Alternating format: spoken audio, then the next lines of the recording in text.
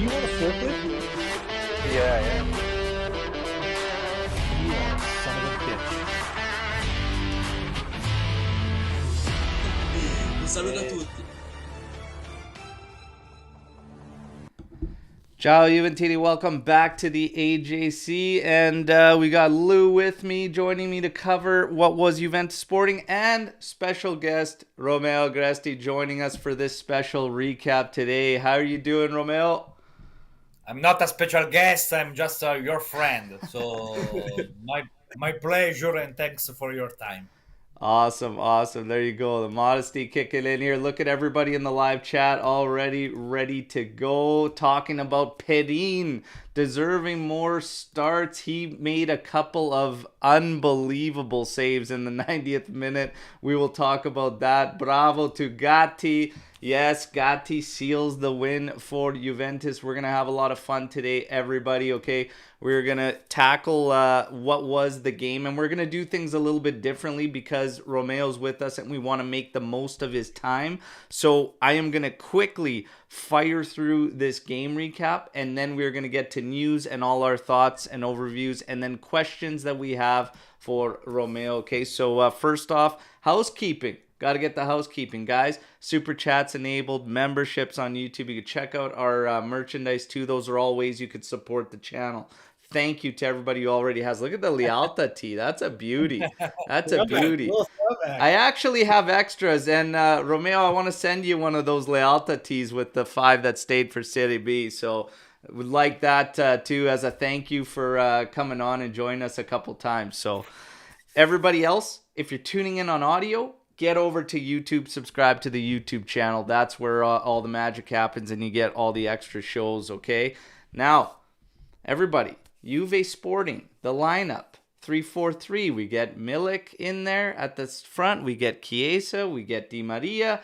Let's see if we can attack. The game, first 10, 12 minutes, Juve looked pretty good, pressing a bit more, and then all of a sudden, Sporting shifted it, and the rest of the first half, a little dicey, and Sporting looked the better of the two sides. Szczesny, very scary scenario, 44th minute. He made some big saves too in that first half. Couple opportunities for Sporting from the back post. They had one through one of their midfielders that just missed off a play where he trapped it at the top of the area. Looked like maybe handball, but didn't get called. Whatever, it's not a big deal. We come through unscathed. The half ends, first half, we need to be stronger. I was thinking, you know what? Juventus can't continue with just two midfielders. Did you guys feel the same way? We'll start with Romeo. Did you see that suffering in the midfield with just two, Rabiot and Locatelli? Yeah, that's the story that you said of the yesterday's match. That's true, 100%. I think that especially in the first half, Juventus suffered a lot because Yeah. don't forget that Szczesny made two beautiful saves Yeah. before his injury. And but the feeling was that Sporting were always dangerous, potential dangerous, because I don't know, maybe the system, maybe some players are not at 100% in terms of physical conditions. For example, Milik, Kostic, Quadrado. But the first half was not good at all. Yeah. In the second half, especially with Vlahovic and Fagioli, I think that Juventus found the right balance. Yeah. Of course, they had just one chance to score, and they did with fortunately Gatti. But I think that the good message is that Juventus won 1-0, and that's very important because there will be a very tough match, and it's really important to get the advantage. But I'm pretty sure that if Juventus will play with this attitude, they will not able to go in the semi-final. So Yeah. it's important maybe to play with a different system, for example 3-5-2, and because yesterday at the beginning we played with 3-4-3, Yeah. but there was not the right balance, Yeah. especially in me. So, of course, we must be happy because it's important always to win. But there will be a very tough match. Yeah. Yeah, the return leg in Portugal would be very, very difficult. Lou, do you have anything to add to what Romeo was saying? Obviously, we talk about 3-5-2, 3-4-3, but you could see Kostic and Chiesa were. It didn't look right on that side because they were both occupying the same space a lot, right? To me, Romeo highlighted the midfield, the 2-man midfield versus the 3-man midfield. I mean, that was, it's glaring differences, right? But I also thought that in that formation, Kostic he looked lost. Him and Chiesa kind of like ran into each other. We couldn't really maximize him. I do have a question for Romeo. Do you think this team could play a 4-3-3? Because obviously, like, they don't put enough goals in, right? Everyone's been talking about the goals, and that was the idea with the Trident. But we debate this a lot on the show. Is like, do we have the capability of a 4-3-3, or is the 3-5-2 the best one? Like, what do you think? That was the originally idea at the beginning of the season because we bought Pogba, Di Maria, Kostic. So I think that the idea was to play with 4-3-3. Right now it's difficult because, of course, in attack with Di Maria, with Chiesa, with Sule, with Vlahovic, the other guys, you can play without problem with free attack. But the big problem is the right back, the left back, because now Danilo is a central back, a beautiful central back, but we don't have the right guys to play in that position. Because we have just if you want to play with 4 defenders, we have De Sciglio, Alexandro, but now Alexandro is a central defender too. Yeah. So there we have big issues, and you can play one match with this system, but you have to project the future with new signings, with new players, because right now there in that positions there are big problems. Yeah. Yeah, that's how I felt, and that's where we usually end up on the discussion. If we should switch to 4-3-3, I just don't feel we have the fullbacks to play in that manner. So 3-5-2 out of everything we've seen this season seems to be the best balance, but it always comes back to, for whatever reason, and if it's chemistry, if it's coaching, if it's too much freedom, our offense just needs so much more. But I will say a bright spot yesterday for me was Federico Chiesa. He looked to be willing to take his defenders on every time. And like you said, once we made that switch, it was the 62nd minute. Vlahovic and Fagioli entered the game. Once we had that 3-man mid, from there, it slowly picked up. Yeah. And then Chiesa started getting even more involved because there was a period of the game where he just wasn't involved enough and we weren't getting the ball. And then 60, like I said, second, we make that change. And then by the 70th minute, around 72 minutes, Juventus started to work around there and start to get some opportunities. Obviously, in the 72nd minute, Chiesa takes his man on, puts a good low hard cross. Nobody can just get to it, but the defender's forced to put it out for a corner kick. On the corner, nice corner in, Di Maria. Vlahovic almost has a goal. He needs a goal. Almost has a goal stopped at the line, but he didn't care. He was so happy for Federico Gatti, who was there to clean it up, give Juventus the 1-0 lead. And I loved the celebration. I loved everything about it. I loved Gatti's words after the game, dedicating it to his grandfather who had passed later, who cried, shed tears when he signed for Juventus. We know Gatti's story. It's a beautiful story, making it through all the ranks and coming up now with Juventus. Big goal, okay? Beautiful moment for Gatti, who I think has really made a big shift, okay? But Juventus finishes, we see it out, not until we get 2 remarkable saves from Perin at the end of the game. Unbelievable. On the rebound there, I thought for sure this is it. I believe it was Gonçalves made a great run beyond Danilo. He deflects this one on. Perin's there. And then on the rebound, Perin dives out there, leaves his legs trailing, and fortunate enough, that's exactly where the player tried to put it, stops it, and then it's cleared. Mamma mia, right, Romeo? Mamma mia. Mamma So mia.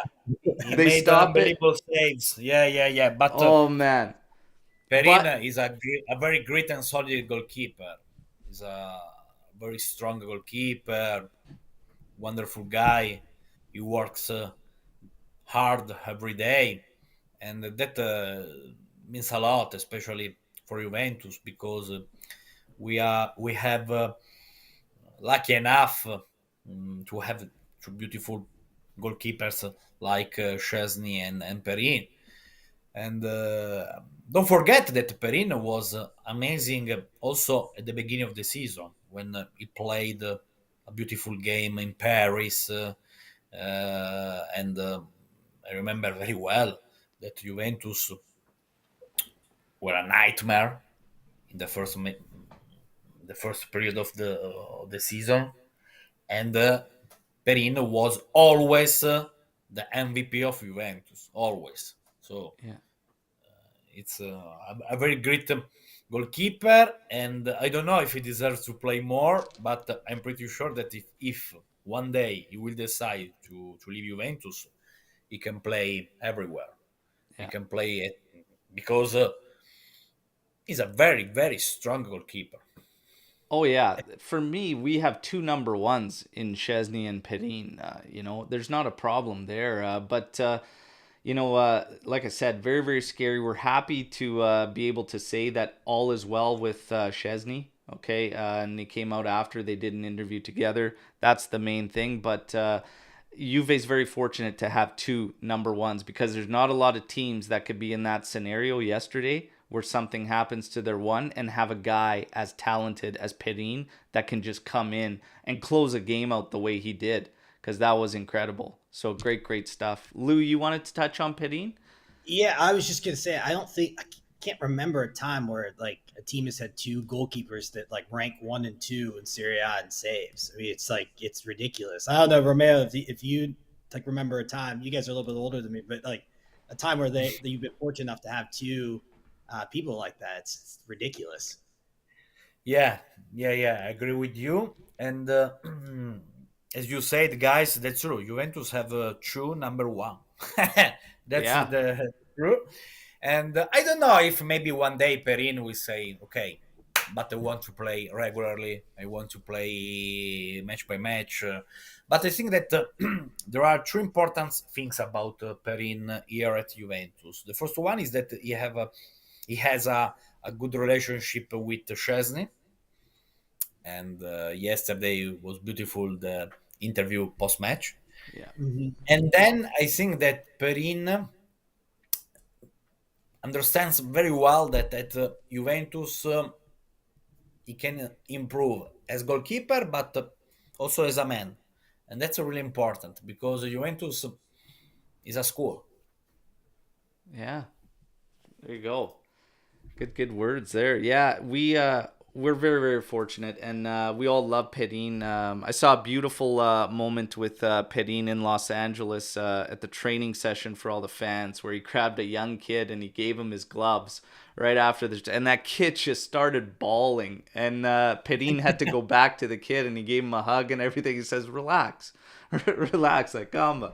It was good stuff. A great guy. And he was a lot of fun for all the fans there and whatnot. So let's get to wrapping up this game now. Man of the match for everybody. I think it's going to be pretty. Everybody in the live chat, let's drop your man of the match for this one. We're going to go around the horn and see if we're all on the same boat. I was kind of mixed between two, but Lou, who was your man of the match in this one? It's Perin for the saves. Perin for the saves. Okay, there you go. Perin for the saves and keeping it a win. We have Bremer in there. We have Gatti and Perin. Okay, Romeo, who was your man of the match yesterday? I have to say Perin. I agree again because he made two beautiful saves, and then Bremer Yeah. because he performed very well, solid. He was focused 100%. And yesterday, by my side, he was the best defender. Of course, Gatti scored. Yeah. It's really important. But for the whole match, in terms of performance, in my personal opinion, Bremer was the best yesterday. Yeah. It's so funny for me. I was Bremer the whole way, and then Gatti was having a strong game, and then he scores the goal, and I think, okay, maybe. And then Perin makes those saves, and I go, oh my god. So between the three of them, you can't go wrong. My personal, it was very close between Gatti and Bremer, but I thought Bremer was just an animal yesterday, and just chewed everything up. So I'd probably give him the edge on it all. But it's always nice when we have multiple players that put in that strong a performance that we can give it and have The that problem discourse. is So when you have just defenders, because we are talking about Yes. Perin, Gatti, Bremer. I would like to say one day Chiesa, Vlahovic, Di Maria, yeah, Pogba, maybe. absolutely. Catenaccio at its finest, right there. That's what it is. It's Catenaccio at its finest. Absolutely. Now, in terms of talking about the offensive players, now we're going to get into some questions and what people have to kind of ask you about, Romeo, as well. And one of the questions is, I see going back up in the chat, was in regards to Vlahovic. Are we too hard? Are we being too hard on Vlahovic and whatnot? And what can you attribute to these struggles? Do you think it's going to come out of it? Yeah, basically right here, do you think Vlahovic gets too much criticism? His goal rate is very similar to what he had at Fiorentina. Do you think fans are making too much of it? First of all, I have to say that I like so much Dusan Vlahovic. I think that he's already one of the best number 9 in the world. Of course, it's a particular season for him, especially because he had some problems in terms of physical condition in the first part of the season. And we understand very well that during the World Cup, because he was the first match on the bench.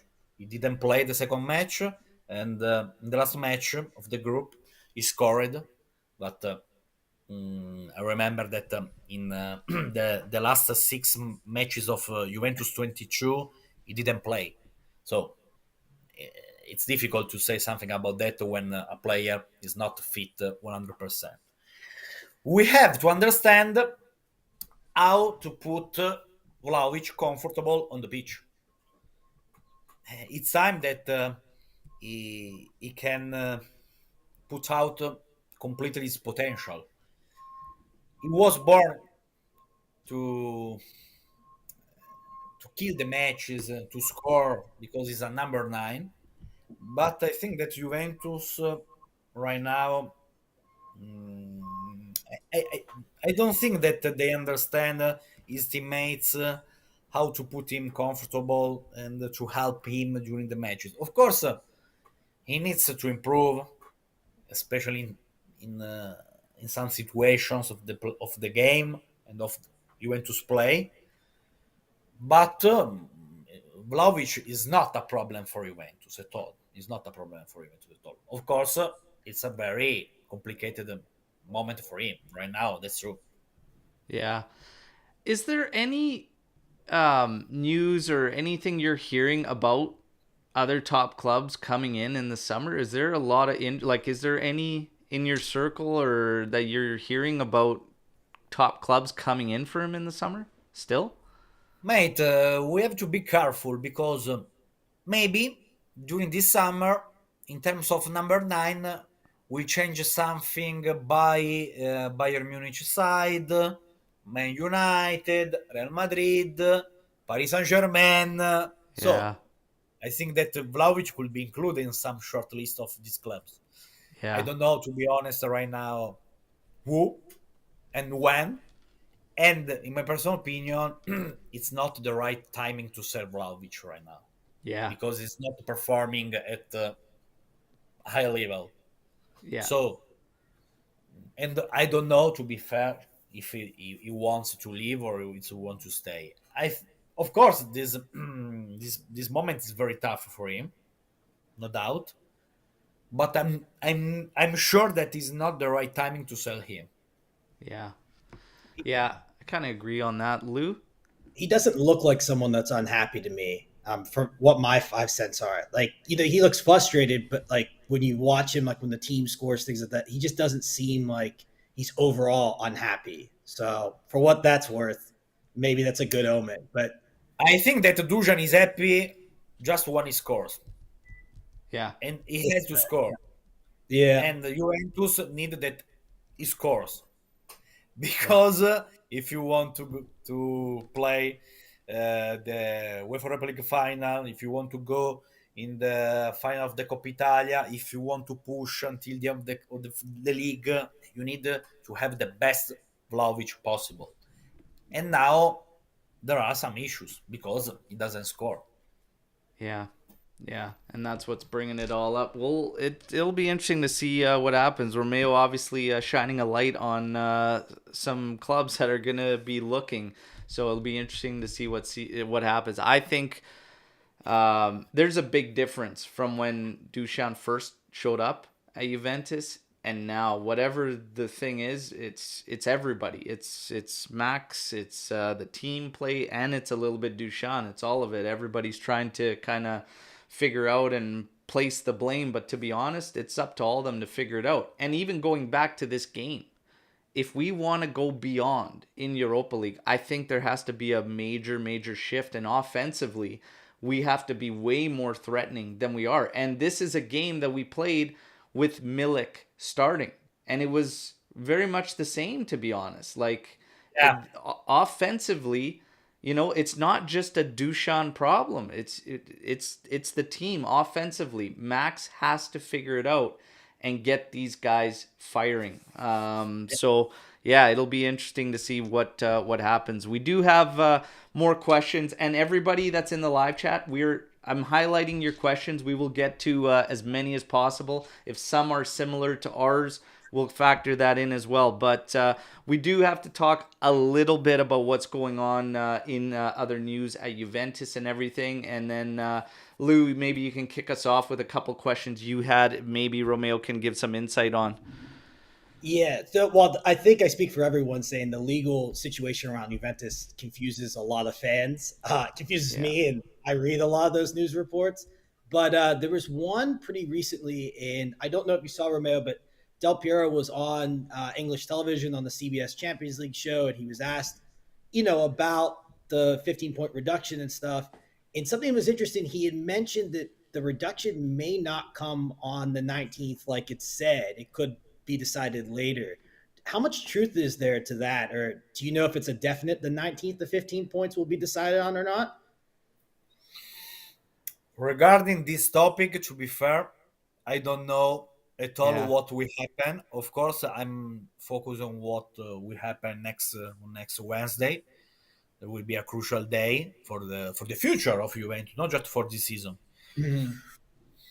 To be fair, guys, I don't know. Unpredictable. I think that this is the right word in English. Yeah. And but that's yesterday. I was talking with some colleagues, and unpredictable because there are 4, 5, 6 versions. But I think that right now it's impossible to say that Juventus will win or Juventus will lose next Wednesday. Of course, I'm a little bit scared because it's a really important day, especially to understand if Juventus have real chances to play in the next UEFA Champions League season or not. That's really important, especially for the board to play in the next season. The roster who have to come to Turin.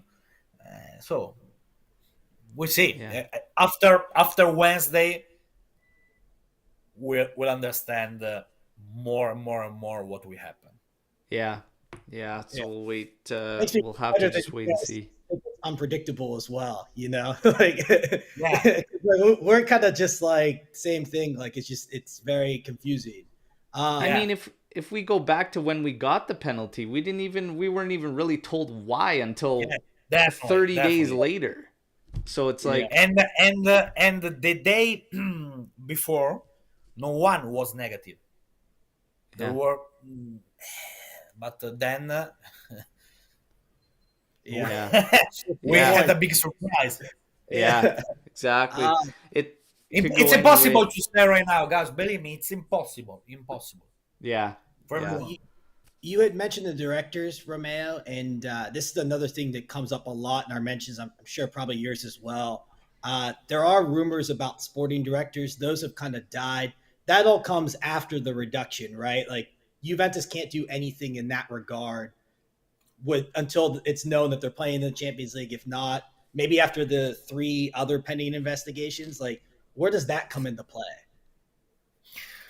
So I think that Juventus could appoint a new sporting director at the end of the season. okay, Okay. To be fair, I don't know who. For example, I don't believe in the Berta, the sporting Atletico Madrid director. I don't believe in this track. Of course, there are always rumors about Giuntoli and Massara, Massara and Giuntoli, Giuntoli and Massara. But Yeah, yeah, yeah. both they have a contract with Napoli and Milan. It's not easy to bring them in Turin. I have to say honestly that I think that Juventus have already good managers. For example, Matteo Tognozzi, the scouting manager, is doing unbelievable work for the youth sector because Huisen, Noje Bondé, Ildiz, Barrenechea, Sule, there was always Tognozzi Mhm. yeah, behind this transfer. So I'm pretty sure that Juventus will have a new sporting director, but as I said a few minutes ago, I think that it's really important the next Wednesday because if you have the vision to go the next UEFA Champions League, you can call Giuntoli, you can call Massara, you can call other names. Without the perspective to play in the next UEFA Champions League, for me is different the topic yeah, because and I can add that all Juventus board in terms of youth sector, sporting director, they will go. Their contract will expire in the June 2024, not in this June, the next one. Okay. So maybe that's just an example. You can decide to keep these guys until 2024, and then you will not renew their contracts and you will sign a new managers. But that's just an example. But that's not clear. Unpredictable yeah, again. Yeah. Yeah. yeah. I But there thought I is an thought opportunity based on the names you were given that are currently there, that are working, that are doing a good job, Tognozzi and whatnot. There is an opportunity for someone to advance in house, is what you're thinking. Right now, I don't think so because they did that with Fabio Paratici when Yeah, Beppe Marotta left, when Federico Cherubini, when Fabio Paratici left. I think that right now it's the right moment to appoint an external figure yeah, profile. yeah. I agree. Uh, but I have to say that if you analyze correctly the job that Matteo Tognozzi did, maybe one day he deserves to get this big opportunity to become the new sporting director. Maybe not Mhm. at Juventus, I don't know, to be fair, but in another club. Yeah, Because in terms of Juventus sector, I think that he did with his staff an unbelievable job. The problem is the first team, not what they did in the youth sector. Yeah. yeah. There you go. This is Andrea there, Steam, Andrea from San Diego official fan club there. Beautiful stuff. Andrea was on our show too. He's a great, great guy. But I'm Now, not talking English. I'm not talking English. I know just to say some few words, so I try to survive. nah, nah, nah, nah. Now, this has been coming up a lot as well. We've seen him at the stadium now more often and whatnot. Del Piero. Is there anything more to that story? Obviously, him in a role and whatnot. Is anything picking up in terms of what you're hearing? No fresh news because I think that there were no new contacts between the parties. Uh, of course, when Alex Del Piero is at Allianz Stadium, everybody wants to see him again at Juventus as a vice president, as a sporting director. But as I said, I think that Juventus will do something in terms of board. But a new sporting director. I don't think that Juventus quickly will appoint a new vice president or something like that. Of course, one day I hope to see again Alex in Turin, but I don't know. To be honest, if there Yeah. is this opportunity, because now look, the people involved in the board. There is Francesco Calvo, Maurizio Scanavino, Federico Cherubini. So there are no big spaces. Of course, if you decide to change everything, it's another topic. And Lou had a question about those names too. So Lou, I'll let you have the question about Scanavino and whatnot. Yeah, so you had mentioned the scenario or the example where like they could be here another year. In the summer, how much power do they actually hold? Like, could they go out and make summer transfers? Is it more that they could like get like a couple positions here or there, but they don't have a ton of power? Like, how much do they actually like run the club properly? It's a lot of things that fans ask us or debate in the mentions, and it confuses me as well. Kind People of just thought that how they were interns, yeah, essentially. I kind of thought they were interns, but I don't Yeah. really know how to interpret that. Guys, the first question is who will build the roster for the next season? I don't Mhm. know, to be fair. Yeah. I Okay. don't have a name. Yeah. I don't have a name. Yeah, we don't But either. if surely we'll do another live next month at the beginning of the May, the new month, I think that maybe we'll understand better the scenario. Okay. Right now, I can say Federico Cherubini, but he has the inibizione, Yeah. Hmm. so he can do uh, his job right now. Maybe Max Allegri, because it is the key of the currently project.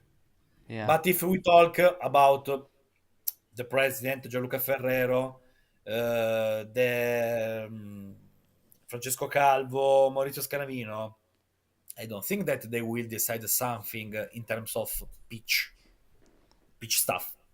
Okay. So we have to wait. We have to wait. Maybe Juventus will appoint a new sporting director, as we Hmm. said, and then this guy will decide, the manager, if Allegri will stay or not. But he has a contract. Who will left? Who you have to decide to improve the roster? So we have to wait. We have to wait because unpredictable. Yeah. Yeah. Okay. We wanna we have to talk about the young guns. Yeah. Yildiz, Houston. Okay, so Houston today we find out very close, I guess, to a contract extension with Happy birthday. Juventus. Happy birthday to Dan, who turns today 18. There you go. 18, he's already accomplished more than I will in my lifetime. Yeah, yeah, good memories, lovely memories. Yeah, yeah, So yeah. Houston there. Okay, let's talk about number one, these two guys, and we'll split it up because Yildiz, not too long ago, maybe 3 weeks, 2 weeks ago, we were hearing that he was unhappy and that Juve had some promises for him. Was there any truth to that? Was it him pushing for Juve next gen? Was he supposed to get to next gen quicker than that, and that's why all of a sudden he did end up getting into next gen? Yeah, that's true that you what you said, because there were some issues 2 3 weeks ago with his entourage, Yeah, but now I think that the situation is under control, and perfect. that's true that he started playing minutes with the next gen. And my prediction is that he will do the preseason with the first team this summer. Nice, Oh, nice. nice. Uh, of course, we have to keep in our mind that his contract will expire 2025. So it's a little bit dangerous. Yeah. But if he will continue to play until the end of this season with the next gen, if he will do the preseason with the first team, I think that there are all elements to understand if it's possible to extend his contract and to understand if he could be seriously an important player for the first team. Because right now, I think, of course, he's very young. He needs to improve. Of course, he has a huge potential. To be fair, it's a pity that maybe he can play at the Primavera because you can't improve your level. You Yeah. are Maradona. You are Maradona at Yeah, it's Primavera. way too good for When you Primavera. play with the next gen, you understand that you are not Maradona. So, Yeah. but I think that the journey is the right one, and now Juventus have under control his situation. Yeah, that's good news to hear. So Yildiz potentially with the preseason, and Romeo has some news about the preseason, right? I think that maybe Juventus could be back in US. There you go. Potentially back in the US. And the Back- cities are We'll see. We'll unclear. see if that will happen, but maybe. There you go. There you go. So U.S. Juventini and even us Canadians, okay, they'll be close by again, probably close by again this coming summer, and a chance to see some of these talents too. And Yildiz has been one that's exciting everybody. So there you go. News about the rumors of him being unhappy, wanting a push for next gen. There you go. Some truth to it from his entourage, putting a little pressure. And I think it's the right move because, like you said, he was far above for the Primavera, and he needs to be at that next gen level to really see where he's at and whatnot. Houston, you gave Houston a lot of praise on the last time you were on here, and rightfully so. This kid's turning a lot of heads and whatnot, and he gets the contract extension. If we're talking about both of them, is there, because this is the question we get all the time, is there a legitimate chance for them to be integrated into the first team next season, or do you think that's still highly doubtful that they make it in there? I think that Huizen could have more chances than Hilditz Okay, so Houston will have a better shot. because, first of all, in my personal opinion, maybe he's not ready to be a starter at the first team, but he's ready to get some minutes because he has a huge talent, Yeah. and he's a defender. He can play with three defenders or four. He can play on the left side, so he has a personality. He can improve a lot, of course, because he's very young. But if I have to say just one of both, I say Wisdom. Okay, Berto, if I can interject real quick, absolutely. we had a post-match quote. I think it was after Freiburg, maybe with Allegri. It was somewhere in that timeline. It was either Roma or Freiburg. I can't remember which one, but he had discussed next year. The plan was to integrate 8 to 9 next-gen players in the first team and even debut them. Is there any truth to that? Is that kind of like where we're heading? Where he's just like maybe the strategy is to include more next-gen, or is that just kind of like Allegri defending his youth record? Yeah, during the press conference, Yeah. seven or eight players are a lot. Yeah. Yeah. And I, first of all, we have to understand if some guys of the currently roster they will stay or will leave on loan. For example, Barenechea, Sule, so Ealing. What will happen with Ealing because he doesn't play so much? When Allegri has decided to give some rest minutes to Kostic, then he played with De Sciglio on the left side against Verona, if Yeah. I remember well. That means that, of course, if you are healing, you have to understand very well his situation. And but between among Yildiz, Huizen, maybe Nonjambonde. So we'll see what will happen. But there are great young players that I'm sure they will become important for the first team in the future, not in the immediately future, Yeah. but in 2 3 years, I think that they could do what they are doing so far. Miretti, Fagioli, Sule, Barenecea, Ealing. Yeah, there you go. It'll be interesting to see what happens. We were getting rumors that Juve would potentially sell Illing Jr. if a good offer comes in. Any truth to that? Do you see them selling him? I don't have rumors about that. Good. It's not on the market so far. Thank God. But Good. if someone will make an offer, it's not an untouchable. But there are Yeah. not touchables. Yeah. And Yeah. in the modern transfer window, we'll see what will happen. Of course, I think that maybe he would like to play more. Yeah. Yeah. There you go.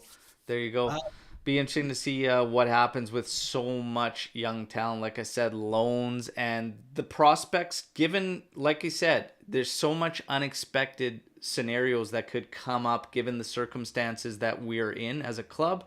So you never really know. You might have to Bravo, make some deals, and you might have to get rid of somebody you might bravo. not want to, right? Bravissimo, So yeah. bravissimo, bravissimo, bravissimo. That's it. yeah, Because if you play in the Champions League, you need to have 24, 25 players at levels.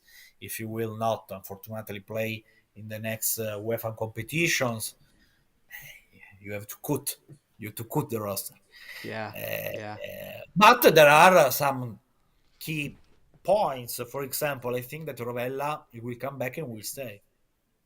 I love that. I think he should come back and say he's great. Rovella is thriving. Yeah, We we're just- big fans of Rovella there. We saw the nice Instagram post yesterday, him sitting on the Yeah. couch watching Juventus. Beautiful. Getting ready. I hope he's already seeing how he can help. Nicolo is doing a very good season on loan at Monza. He Yeah. plays every match. He plays in front of the defense, and he was lucky to start working under Palladino, who is a modern coach that is teaching him a lot of important things in terms of tactical aspects. So I think that Rovella will be the perfect one to replace Paredes, who will back in Yeah. Paris. Absolutely. Now, we're going to shift things. Lou has a fun question for Romeo. I want to let everybody know that I've got all your questions tracked. Okay. We have a lot of time, everybody. Okay. So, yeah, don't panic. We'll get to the questions. Okay. But Lou's got a fun one right now for Romeo Agresti, which is very interesting to always hear what fans think. Yeah, so Romeo, Berto one time, one of the first shows I did, he asked me, if there was a player who didn't play for Juventus when you were growing up or currently that could play for Juventus that you think is like a Juve type player, who would be that player for you? Like for me, it was Gattuso and De Rossi. Like those were the two players that I thought could always play. Gattuso. Yeah, he has like Juventus DNA, like just a little bit. For me, But like I wish would have played for us. For me, the guy I always wish played for Juve, I absolutely loved him growing up, was Battistuta. I always wished he was a killer. I love the guy. I always wished one day we would make it happen. I stay in the same zone of the pitch and I say Hernan Crespo. Crespo, Because yeah, when I was a child, he was my idol. And I prayed to see him in Turin, but I don't know why, but he was never close on joining Juventus because he played at Parma, Yeah. then he played at Lazio, then he played at Inter, then he played at Chelsea, then he played at Milan, but never was. But Crespo was unbelievable, and Yeah. I had the opportunity to meet him a few years ago. Lovely guy, very humble. I think that, guys, right now, if Crespo, I think that if he will play tomorrow at Juventus, he will be able to score 20 goals in a season. Crespo. Yeah, Crespo was yeah, he was a but beauty without as problem. well. That's a great pick. That's a maybe we great should try pick. Crespo this summer. Yeah, help the attack out a little bit. Yeah, there you go. And like Now, Crespo. we have to talk about obviously the performance yesterday, but the performances in consecutiveness from Gatti and Bikramjit saying, Romeo, how well do you rate Gatti now? How much obviously has changed from the last time you were on the show? Because we were hearing that he was kind of not in the zone and needed a lot of growth and whatnot. Was this something that sparked immediately, or could you see it in training sessions, the build up to what we're getting now from Gatti? I think that during the press conference ahead of Juventus Sporting, Danilo has explained very well his situation. And they said Gatti is an example for everyone because he didn't play for 4 or 5 months. Then, when he got the call by the coach, he was ready, and that means that he worked very well during a training session in that period. I think so. I think so. That's true that when I watched him played against Monza and Cremonese, my thought was he was not able to play not just at Juventus but in the Serie A. Then now he's completely a new player, and that means that he worked very well Yeah. during the training sessions. Of course, we are not talking about Gaetano Scirea, Paolo Maldini, or the best Andrea Yes. Bartali at Juventus.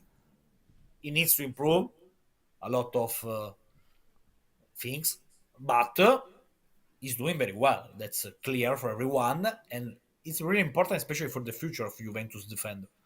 Yeah.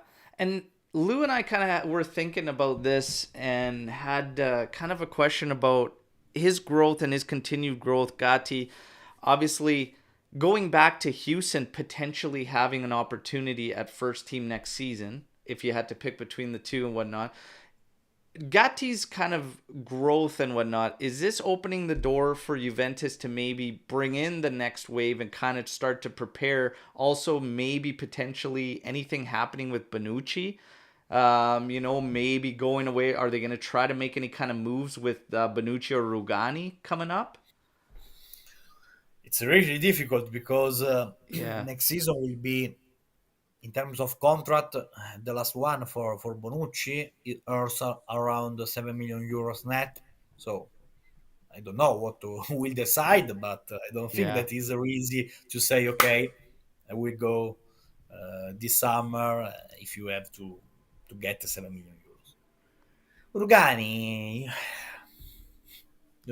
I don't know because every summer is linked to many teams, and then we stay. So, but it's not a problem at all for Allegri because they have a good relationship. Rugani, if plays, he tries to do his best. Of course, he's not a starter, but he goes on the bench and no problem. So for Allegri, I think that is the perfect one to as a 4 or 5 player in the yeah, defense. And regarding to your question, if Gatti will continue to play to perform in this way, then Juventus will bet maybe on who is in. Alexandro will stay. You have untouchables Danilo and Bremer. Maybe you can continue on this way without changing anything. yeah. What about Connie De Winter? Because he caught a lot of attention for his game against AC Milan. Had a really standout performance. I feel like a lot of fans kind of forget about him. Empoli's not very good, but he's had a pretty decent year. From what I've read, like, what are your thoughts on him and whether he could return or what his future looks like at Juve? I don't know if there is space for him because you know there are already 5 players with potential who is in. It's difficult to play. That's true that he's doing a very good second part of the season with Empoli Yeah. because in the first one he was regularly on the bench. He played some matches, but he was not a starter. Now he's a starter. And I know that there are some rumors with the Premier League, because there are one or two clubs that are following his grow up, and I'm not sure that he will stay next season at Juventus, especially if someone will decide to make Yeah. an offer to put on the table 7 or 8 million euro. So, Yeah. Be interesting to see. A lot of question marks on players' future and everything, and it's interesting to see what will develop. Sandro, do we actually know if he has hit the automatic renewal or not? Do we actually know, Romeo? I think that he will stay. I Yeah. think that he will stay, and I think that Juventus have already decided to keep him. So uh, he has an option on his contract. That's true, but I think that in generally Juventus wants to keep him. Yeah. And Juan Cuadrado is looking like it's gonna end at season's end. Yeah. Right now, see. Right now, Yeah. see. No news about a potential meeting to try to renew his contract. I think that there could be seriously this his last months at Juventus. Yeah. Now we get, and this came up a lot in the live chat, but the question is about Donnarumma joining Juventus. Have you like? Is there anything? I haven't heard or seen anything really, rumors or whatnot, but everybody has this feeling amongst the Juve fan base, and Lou can attest to this. We see it all Yeah. the time that at some point or another, Donnarumma is going to play for Juventus. I don't know any inklings, like is there anything from Juve's camp that says they've always Yeah. Never, guys, never say never in the future, especially because he's Italian. We have a good tradition with Italian goalkeepers. But right now, there is nothing, because you have Chesney, you have Perin. So I think that Juventus are happy with these players. And that's true that Juventus were interested in signing Donnarumma as a free agent when he left Milan, but then he signed his contract with Paris Saint Germain. I don't know what will happen in the future, but never say never. Yeah. yeah. Okay, there you go. Never say He's never, everybody. And future. let's continue. Obviously, Adrian Rabiot, any news on renewal? Lou Ah, here. I think that it's really, really complicated to keep him. Yeah. There will be some contacts during this month with his mother agent, Madame Veronique. But this his best season of his career. He scored already 10 goals. He played a very good World Cup. He's a free agent. I think that he can ask more in terms of wages. And if he wants to play in the Premier League, this is a big chance for him to do that. Yeah. So then, of course, we'll see what will happen for Juventus next week. UEFA Champions League, not UEFA Champions League. But I think that it's really difficult to keep him, honestly. Yeah. Yeah. Lou's always had this thing with Adrian Rabiot for this My whole favorite. stint at Juve, and it's hard for him to see Rabiot doing so well. You know, 'cause it's one of the those story will change if Rabiot he will say, "Okay, I love to live in Turin. I love Juventus. I have a good Yeah. relationship with everyone here. I'm a comfortable zone. I like the Italian food. I like to go to Piazza San Carlo."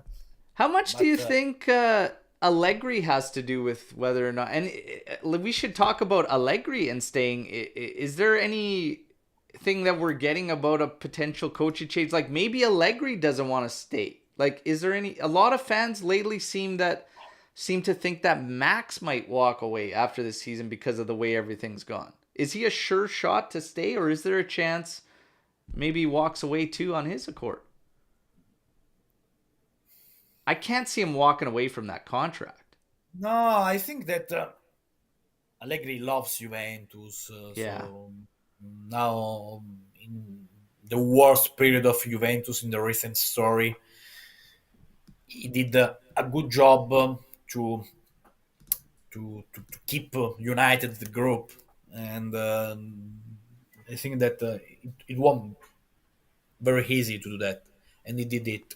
Then we can talk about football, his idea of football, but I think that in this confusion, it was the only key for the players, for the club, for the supporter, for everyone involved in terms of Juventus. Yeah. Then, if Paris Saint-Germain will decide to change coach, if Real Madrid will decide to change coach, and he wants to do an experience abroad, I don't know, to be fair. But if I have to bet my 1 cent, I think that he will, he will stay at you. It will stay. Yeah. We joke around often that his reactions on the bench looks like Juventus might retire him because he made that reaction yesterday. I thought he was going to have a heart attack. I thought he was going to kill Paredes yesterday. My feeling is that in this season, Allegri is trying to do something special. He wants to try to win the Europa League, to try to win the Coppa Italia, to try to do the best result possible in the league. So I think that his connection with Juventus world in this season has improved a lot. Yeah. That's and I think we can all attest to seeing that after there was a shift, not just in him, the whole team, the players. The second that penalty came down, there was a shift, and it's sad that that's what it took, but we have seen them united and everything and whatnot. But yesterday I was laughing with Paredes. What's going on here? Get your shirt ready. He didn't have his shirt ready, and Max was losing. I didn't understand what happened, but his shirt was not ready, and so then there was a Mad Max Allegri. Mad Max. Pogba's face in that video, like Pogba, just he looks like he's like this when he sees Allegri, lose his mind on him. Yeah. Because if I understand well, I think that the strategy was to put on the pitch Miretti. Mm-hmm. Then Paredes gave his shirt to a fan because the slot were over with Miretti and Pogba. But Allegri has changed this idea because had a little problem Locatelli, but Paredes gave his shirt to a fan, and so he was without his shirt. Oh my God, that's funny. That is funny. So being a good guy, and it bites him in the ass. Right after the week, we heard about a dust up between the two of them at a training session or whatnot. And was there? They got into a heated dispute on a training session. Did that actually go down, Romeo? Yeah, you know that I went in the last days during the training center at the Continassa when there was the problem between Paredes and Allegri, but there was nothing special. That's sport. Yeah. Every day in the dressing room, there are fighting, there are bad words. So I think that's normal. That means that the group is on the right track. Yeah, so it's a good sign. It's a sign that they care, essentially, right? So now, anything on Laporte? George has been asking, anything on Laporte? To be fair, I don't think that Juventus will try to open a negotiation for him. Okay. I'm not saying that it's a fake rumor or fake name. Yeah. But with Gatti, Alexandro, Bonucci, Bremer, Danilo, Usen, if you play with three defenders, you have the right players. Of course, you can try to improve the level, but you have the right names. And if you play with true central defender, you have a lot of players. You have Yeah. already a lot of players. So it's a curious name, but I don't understand why he's been linked to Juventus. Yeah. Lou, would you renew Di Maria? I'd say yes from me. It's a yes from you. Yeah, I just think he brings. You have to be at the right price, but I feel like he brings leadership that this team lacks a little bit. Okay. Okay. Romeo, this is a question on your opinion.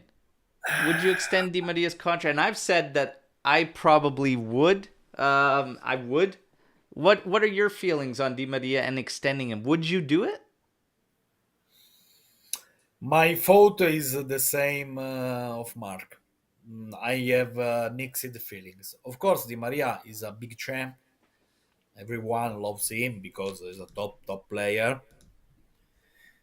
But if you keep Di Maria, that means that you are not able right now to plan in the future. To play in the future. Mm. And but I understand the situation because you don't know if you have budget, if you will play in the next Champions League, the profiles that you can buy or you cannot buy. So in that situation, the first thought is I try to keep Di Maria, and maybe in in that Juventus I say yes, I will try to keep him for another season, but if you keep Di Maria, you are not playing in the future. Yeah. Hmm. Good, good point. Yeah.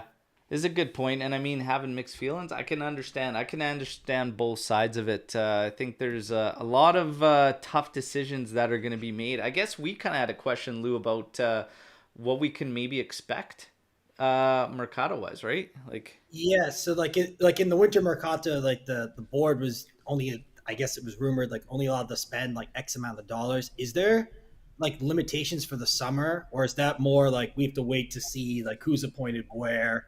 Kind of like what are your expectations for the summer and the transfer? yeah, how much action do you think we'll see, if any? Do you think it's going to be a really light one? I think that the next transfer window in Italy will be very boring. Okay. No big surprises, no budget. Of course, someone will try to do swap deals. We'll see Yeah. the fireworks abroad in Yeah. the Premier League, in the Liga, especially if they will change some coaches. Yeah. Paris Saint Germain, Paris Saint Germain, my personal opinion, will change a lot because Mhm. they will try to put Neymar, Messi.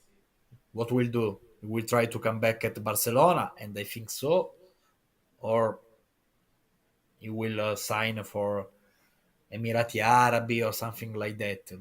I think that outside Italy there will be a lot of deals, important deals.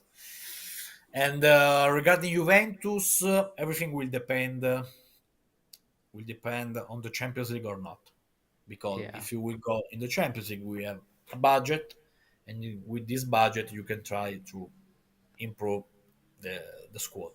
Without Champions League, the objective will be just one: try to keep your best players. Yeah. Yeah. Okay. Essentially. All right.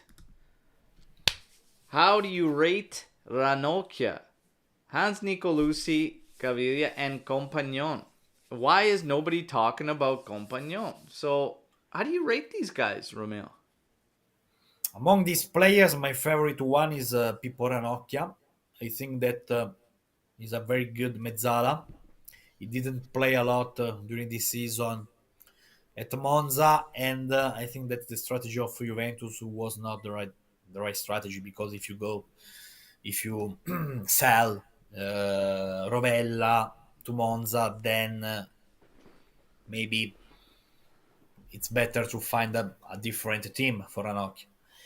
And but I think that Ranocchia next season will be able to show his potential. I don't know where. Of course, he will not stay at Juventus, but Ranocchia among these players is my favorite player. Nicolas is doing well. It's a Salernitana.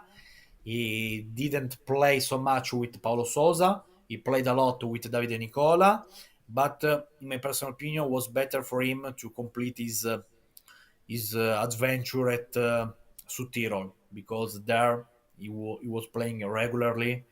He was a starter. He played very well. So, and Compagnon, up and down, up and down, up and down. Compagnon is not a starter in the next gen.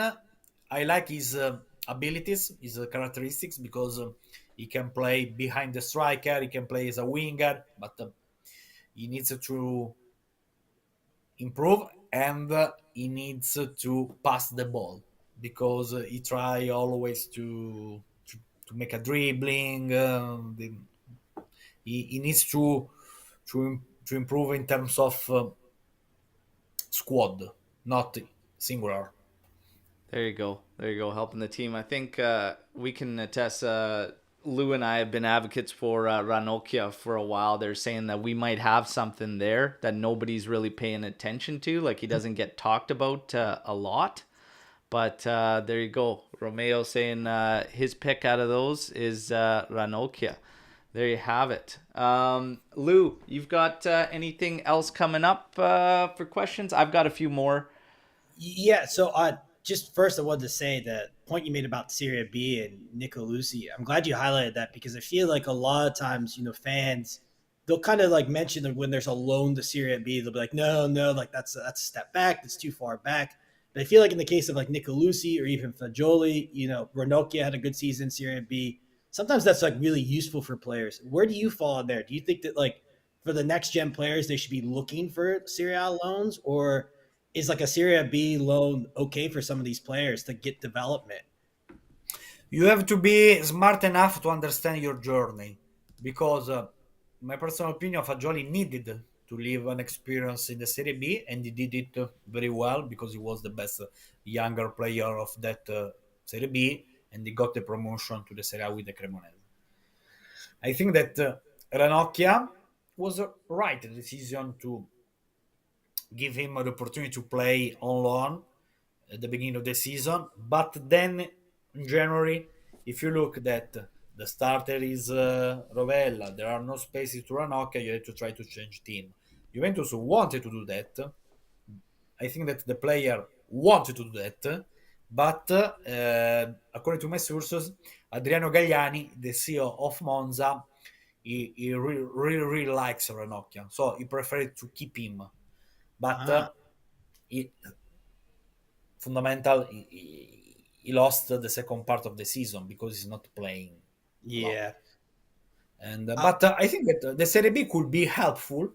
Also, of course, the next generation is very important, because if you have to do the step between the first team, the Primavera, if you can do that with the next generation, is an important level to grow up. And then, Berto, I had one more. This is just something that we go back and forth on a lot. We discussed it last podcast, but I'm seeing more fans say it, is Fabio Moretti. And whether there's a lot of fans that think that he should go out on loan. Where do you fall in that? Because I was going to ask the same question, because I get heat for it all the time, because in my personal opinion, I think he should go for a loan for 1 year, but fans get mad at me for saying it. Yeah, I fall on the side of kind of like, hey, he plays almost in every game, at least as a substitute. When he's fit, like he usually plays a lot. So I always feel like he's getting those minutes. But where do you fall on that, Romeo, on Moretti, and like whether a loan is good for him? Lou's putting you on the spot to break up this disagreement between he and I. That's awesome. I can use his later arguments. That's all I'm doing. I will be like the prophet. And so we have to remember that Fabio Miretti is 19. This is his first real season with the first team, because he played some matches in the last season, in the second part of the last season, but this is the first. It's normal to have up and down when you are so young. We are not talking about Gavi. We are not talking about the first Modric. So I think that it could be similar to Marchisio when he was 19, and Marchisio needed to do an experience on loan. So I agree that could be interesting to see Fabio for one season, one long-term season on loan out. But I have to say that, in my personal opinion, he's doing well because, first of all, he is a mezzala. If he plays behind the strikers, is not his role. And then, if he plays there, he plays not comfortable. We can't ask him something more. Then, fortunately, we have to analyze the situation, and the three starter in the midfield are Fagioli, Locatelli, and Rabiot. So Miretti or play replacing Fagioli, or he can play behind the strikers 20 minutes as a mezzala, 10 minutes as in front of the defense. So it's not easy for him right now. But I agree that maybe one season on loan could be helpful to continue to grow up. Yeah. I think, even to But you highlight that. but you have to find the right coach. Yeah. Because, Yeah. for example, if you decide to go for Roberto De Zerbi, to go for Alessio Dionisi, it's okay. A modern coach with modern ideas.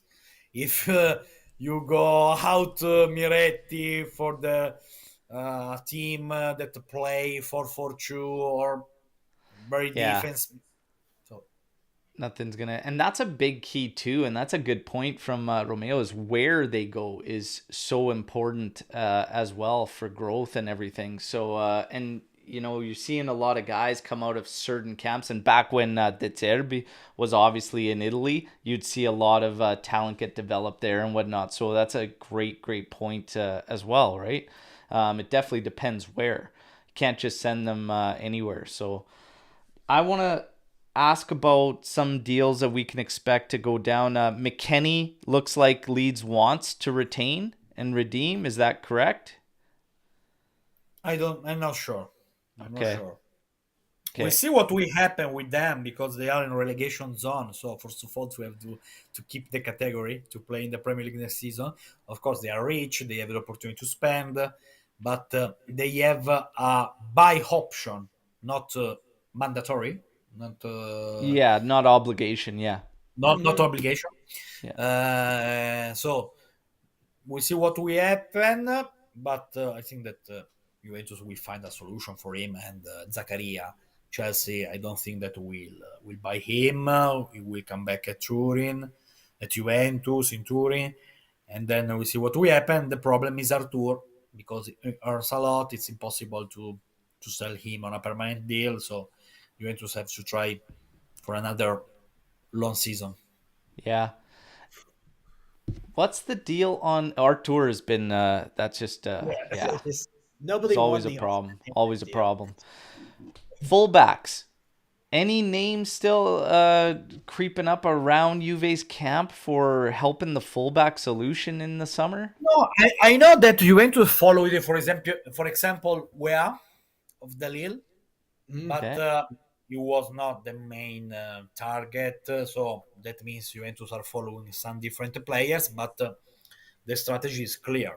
If Quadrado will not renew his contract, Juventus have to buy two players on the right side, or at least one, but one strong. Yeah. Yeah. Yeah. Interesting. See what goes down. See what goes down. We're gonna shift focus a bit here because I have questions for you. It's just some fun stuff, some light stuff as we get close to the end of this session. Great stuff, always having you on. First off, great insight into all these and taking the time to answer everybody's question and do this in English. I just want to let you know we appreciate it very much and love having you on. You go to all these matches, you've been to all these matches and everything. You were, of course, there last night and everything. I want to know, when was a moment that sticks with you from, you being there at the stadium that you were just like taken aback and were like, wow, like whether it was a goal or a moment, celebratory, season or whatnot. But when was a moment you were at the stadium that took you away, right? Emotionally, I think that I had a very special relationship with Juventus by the second Marcello Lippi. And I remember that I went to the stadium with my dad, and my dad was not a Juventus fan. He hated Juventus. He was a Fiorentina fan. He was a Fiorentina fan. Right now, because of course I'm following Juventus, he likes to go to the stadium not to support Juventus, but he's not a hater anymore. And but I remember very well because we are talking about, for example, of the Juventus that who played the final in Manchester against Milan, and that Juventus was so emotional for me because there were big players like the first Gigi Buffon, Alex Del Piero, Pavel Nedved. I love it, Igor Tudor, Paolo Montero. So if Yeah, I have to say my favorite Juventus, I say that Juventus. the So 2003 Juve. yeah, and for me it was completely a nightmare when Juventus lost the final against Milan. Yeah, Uh, different game if Pavel's in there. the worst match that I lived as a Juventus fan Yeah, because that hurts a lot. Still hurts. I can't watching the images. yeah, The yeah, penalty, the penalties will because you know lost a final against an Italian team was so yeah. brutal. It was brutal. That one stings. It's tough to talk about that one. 03. Lou came aboard what around 06 because of the Azzurri. Yeah. And I would say some of the Europa League games were pretty brutal. Like the, Oh, the Yeah, Fulham one really sticks out. yeah, yeah, But yeah. the one that And I for this reason, I hope that the final of that Europa League will not be AS Roma Juventus. yeah, I understand that. The one that always sticks out for me, though, like when I see it, it just ruins my day. Is the comeback at the Bernabeu when Buffon gets sent off? Just it, yeah. it always just ruins my day when I see that. So that's my kind of like That I see one that one Real Madrid hurts. play and I get flashbacks, like just like one of those. Like With finals, when it comes to finals, we got we got some bad memories, We can talk unfortunately. about hours of Yeah, Borussia yeah. Dortmund, I want to go Milan. back to what you said, Romeo. How so? Your father not a supporter of Juventus. How did you become a Juve supporter then? Because my uncle is Juventino. We say in Italian Marcio. He lives for Juventus.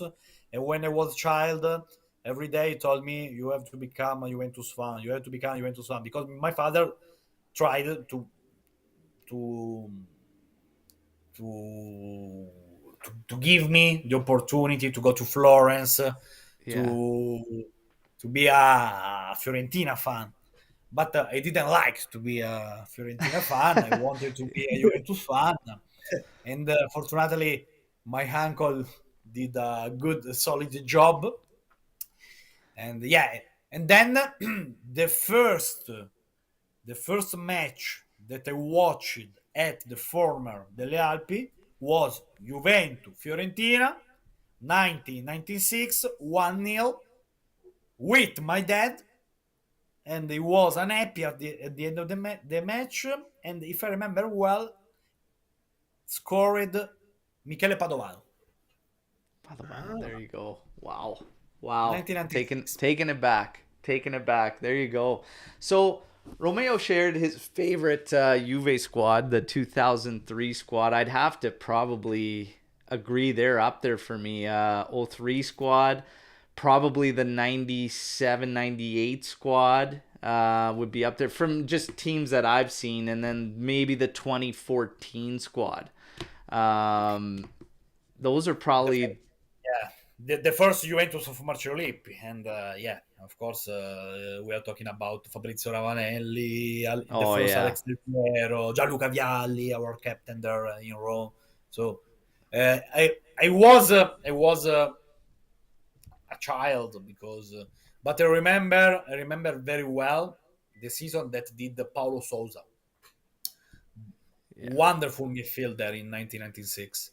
And that was a big mistake to give me the opportunity to go to Borussia Dortmund. And but of course, that Juventus was unbelievable. But unfortunately, the team won few trophies in terms of Europe because we were better than Borussia Dortmund. We were better than Real Madrid when Predrag Mijatovic scored on offside, and but if you look at the story say that we won just one UEFA Champions League in the last 26, 27 years. So unbelievable. Yeah, it is. It's crazy. I agree for what it's worth. Obviously a little bit of a younger fan, but 14-15 was my favorite as well. It's up there. 14-15, That's the one I look at, and if I picture like what Juventus is, it's that team, like those players. That was a great squad. Going back even further, back to the original 97-98, saw an interesting stat with Erling Haaland doing incredible things at a goal scoring rate right now.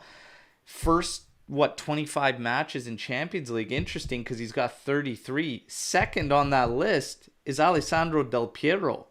And then we know what happened with the injury and everything, which changed everything for Del Piero. But what could have been, I always say Del Piero for me, if he never suffered that injury, whatnot, and had to reshape and change everything, because he wasn't the same for a couple of years when he came back too. Like, it took him a while, and Juventus had a very difficult decision, which I think Zidane's wife helped them make, but it was literally Zidane Del Piero type scenario they were in, and we know what ended up happening. History's history, but it's interesting to see Del Piero in those heights, because sometimes I think people might forget how crazy he could have been, because I think he could have been ultimately one of the top Italian footballers, like, period.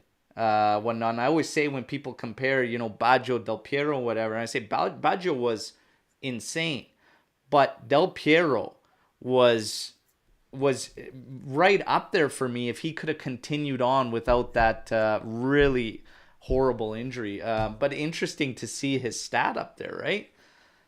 I didn't know that. Yeah. That's true. Before his injury, Del Piero was a phenomenal, unbelievable player. Then after Venezia, changes everything. And he was smart enough to understand how to play after his injury. Yeah. Because I think that if he did what he did after his injury, is because just is Alessandro Del Piero. Very smart. And he had a beautiful career. He won the World Cup, but he was not the player that before the injury. Yeah. Sure.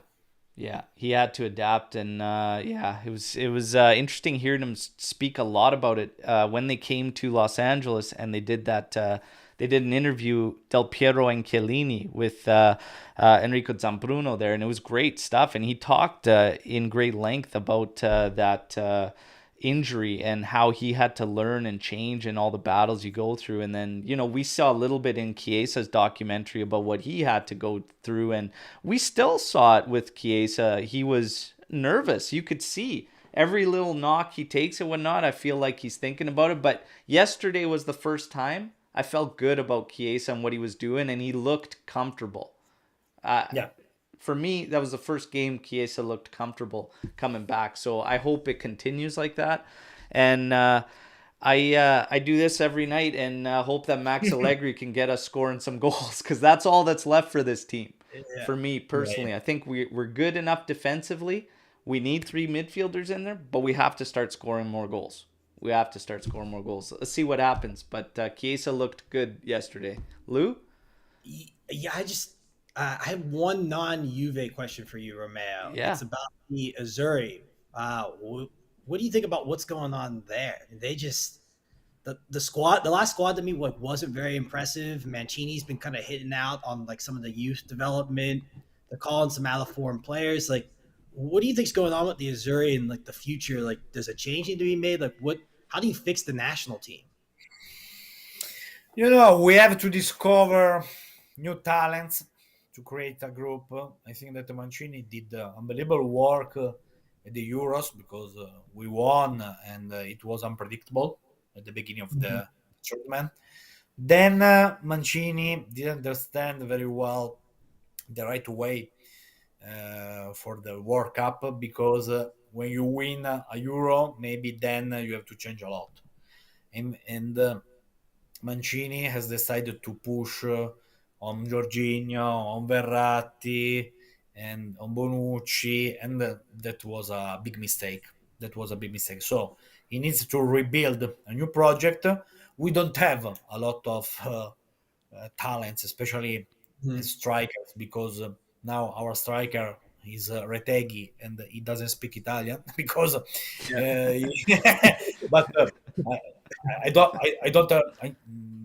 I don't care about that. I Yeah. hope that he will continue to score. But I remember when I was child, there were Cristian Vieri, Alessandro Del Piero, Vincenzo Montella, Roberto Mancini, Beppe Signori. You had always Inzaghi. 7, 8 big strikers, Pippo Inzaghi. Now we don't have these guys, these players. So it's not very very easy for Mancini to rebuild a new project. But we have to say that he did not a good job in the last months because Yeah. I think that Italy have always to be in the World Cup. Yeah. Always. I thought Yeah. the Jorginho, like, he doesn't play much at Arsenal. Like, Bonucci doesn't really play for Juve. Like, those decisions like don't make much sense to me. But Sometimes you have to decide to cut. You have to say, yeah, Leo, even though Jorginho, Marco, thanks for what you gave for this team, but it's time to open a new chapter. And yeah, but it's not easy because then they can say, okay, but you won the Euros because we were on the pitch. mm-hmm. Oh, Yeah, I feel like every manager gets that sense. Like they come in, they change things so everybody feels like okay, he's giving other guys a shot, and then they stick with it, and then it's the same pattern, right? Mancini was able to get a lot out of what he had and take us on that run. Incredible summer, but after it was like okay, I think now you can start to look for solutions in those problem areas and maybe it's two parts. Number one, he is sticking with some of the old guard, and the other thing is that maybe there's just not the guys there to be able to come in there. Like you got a couple issues there, right? It just reminds yeah, me of like the second time Marcello Lippi was in charge Yeah. of the national team, and he went like right back to like some of the backbone of the World Cup. Yeah. And that squad wasn't very good either, very deep, but it was just like it just felt like when you were watching them, like these guys, they're getting older, like maybe like I don't know, like even like some of like the like Tonali is a really good player, but he hasn't had the best season. So it's like one I of those still like, yeah. think Lippi's second stint with the Azzurri there, that squad is better than what Conte had that he took to those Euros to that semi there. That Azzurri squad, I don't know how Conte got him that far. It Yeah. blows me away. With Graziano, Pele, Sturaro, Eder. yeah, that's true. I think Giaccherini was one of our that main midfield. Like, guys, Barolo. sometimes you have to understand when it's time to say over, yeah, because I started thinking that the the good choice for Mancini was to left Italy after the Euros. I won like yeah, Mourinho after the triplete. I won. It was an unbelievable journey. We were not the favorite. We did it. It was very special. It's very easy to confirm you at high level when you win the Euros. So maybe there we were thinking about it. We were the best team seriously of the Europe, but that was not the truth. Yeah. We If won, but we were not the best. Yeah. if sorry to hijack this, Berto, but this just got me kind of started a little bit. If Mancini was to leave, who's your ideal replacement? Do you have one? Like, I think that there are two good names. The first one is Carlo Ancelotti. yeah, The second one is Antonio Conte, because I know that one day he would like to to to, to train again the Azzurri.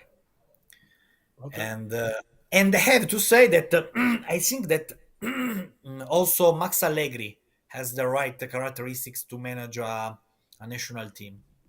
okay. And look at that, I will Mark. not surprise if in the future Allegri will be the Yeah. new coach of Italy. Yeah. Mark and Yeah. Romeo have been on point together almost the whole show. Look at that. Look at that. There you go. Let's I just want to ask the last couple questions as we get ready to sign off here. It's been a great session. We're going to flip back to Juve real quick. Okay, so we all feel that Allegri is going to stay next season, went on, but I want to ask you the same question. If the opportunity presented itself, who are a couple names that you would personally like to see at Juventus if there was a change? One day I would like to see a foreign manager, I agree. a new idea of football, different motivations, different vibes. I think that if I remember well, the last foreign coach at Juventus was Deschamps. Yeah, I'm pretty Yeah. sure it was Deschamps, yeah. Mhm. so maybe I would like to see a different coach from abroad in the future. Yeah, names. I Would you I like like to it. see Igor I Tudor? like. Yeah, of course. I think that he's doing a very good job at Marsiglia. He did an unbelievable job at Verona. He was important at the staff of Andrea Pirlo. But if I have to say a name, I like. I don't know why. I don't know why. But one day I would like to see Thomas Tuchel. Mm, That is not starting very well at Bayern yeah. at all. He was But given Mission Impossible. but Uh, for example, Thomas Tuchel, I like him, his mentality. I spoke with a person that they worked with him in Parigi, and they told me that he's so very smart, very humble person, very ambitious. But in generally, I would like to see in the future a foreign coach. yeah. There you go. There you go. All right. Lou, anything else before we wrap up and sign off? No, I agree with the foreign coach thing. We talked about this a lot, but sticking German, I kind of would like to see Jurgen Klopp. I think him and Juventus would mix very well, but Man. he's got some money now. Yeah. But of course, if you talk about Klopp, Guardiola, Nagelsmann, Tuchel, Zidane, I don't know. I want to see him outside of Real Madrid. Yeah. Yeah, I feel the same way on every time Zidane, like, that nostalgia of when we talk about earlier great Juventus sides, and Zidane made his name at Juventus, but as a coach, I need to see him away from that insane team he had at Real Madrid. I feel quite confident I could have potentially won the Champions League myself with that team that he had there. So I got. yeah. When When I you s- have Carvajal, Modric, Kroos, Benzema, Cristiano, it's normal to Yeah. win. Yeah. So interesting to see. But everybody on the live, thank you very much. Reminder, you guys like the video, okay? And drop a comment in there. Everybody, of course, is following, subscribing. Romeo, I want to leave you with an opportunity here to just say anything you want to say at the end. If you have any new projects you want to talk about, go ahead. This is your time to sign off. Guys, it's always a big pleasure for me to stay with you, so we can continue to talk hours. So, no. Absolutely, absolutely. And we went overtime today, hour and a half. Lou, very happy you got the opportunity to come on here with Romeo Agresti. Appreciate Lou it. covers all our news on Twitter. I repost on Instagram and everything. And yeah, I can't thank you enough for all the work you do, Lou. So it made it normal, and it had to happen that you be here for this one with Romeo. So thank you for that. Everybody on the live chat, hey, don't get too fired up about the game yesterday.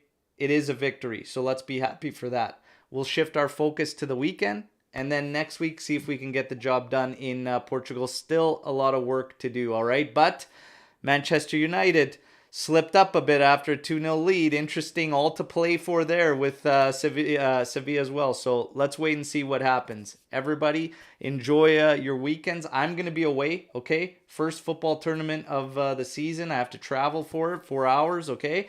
So these guys, I'm leaving the AJC to no knees. Anthony Scanga will be running things. Hopefully, I'll have to talk to him about it. Surprise, Anthony, on the Sunday Match Day Live. And then I'll be back Monday for the podcast. And Monday, we have Roberto Bettega. I will be having him on the channel. It's not going to be live, but I'm going to be doing a recorded session because he will be in Toronto accepting an award from the official fan club. So I'm going to be able to bring him on, have a brief little interview, and then I will share it with all of you in video format. Okay, so great stuff to come. Everybody, ciao, and as always, fino alla fine, forza Juventus. Take care. Ciao. Yeah.